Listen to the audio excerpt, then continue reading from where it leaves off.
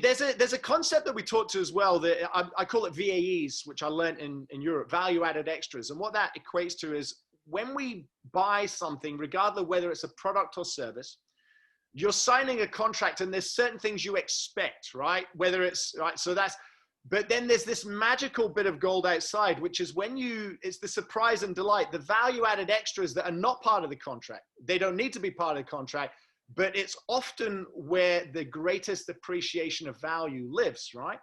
So these VAEs, what might be some VAEs or value added extras that you find that you can relate to in that property management world? What do you guys do that's value added extra? Hey, it's not in the kind of contract or service, but I'm going to do it because I can. What sort of stuff springs to mind for you there? Well, I call it the chocolate.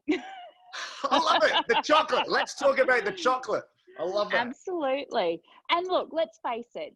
There are a lot of things that we do. For example, you send someone on email their statement at the end of the month. You're not going to get any brownie points for getting the correct information on it, but you're sure as heck going to be in strife if you get it wrong.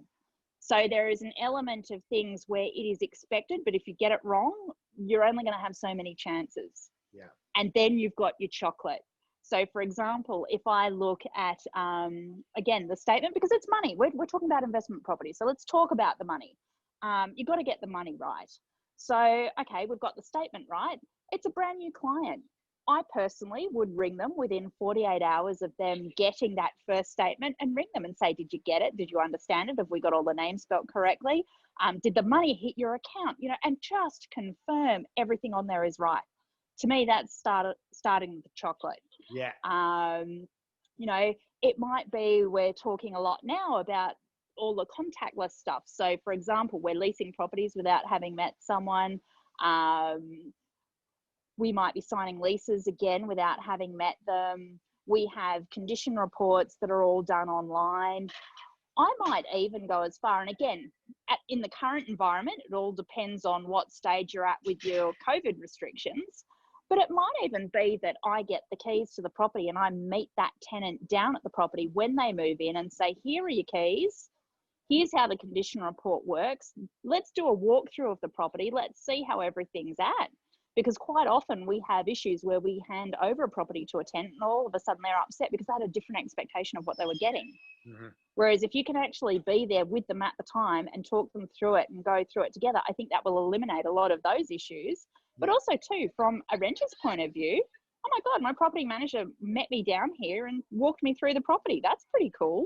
And again, that sort of word of mouth, that sort of care gets out in the marketplace. It's not just a property manager treating people like another number. Yeah. That's where the wow factor comes in. And as an investor, I want my property manager to take care of my tenants, because without my tenants, I don't get a return on my investment.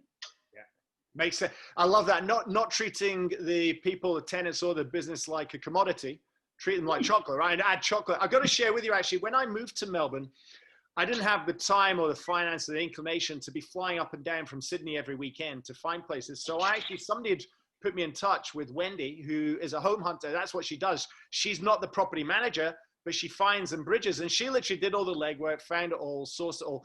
As it turns out, one of my friends lives literally over the road from where I ended up settling, so he could come and have a look. But I moved into this place unseen in Melbourne. I'd actually seen it. I'd seen photos. I hadn't seen it. The reason I flagged chocolate, though, is because during COVID, Wendy actually did a chocolate moment, and it took me weeks to catch on to it. She sent me an email, and she'd sent through vouchers, and she'd done this for all her clients. Things in lockdown are tough. Here's a voucher that you can go and get spend at Coles. I could have literally gone and bought chocolate with that chocolate action that she did, right?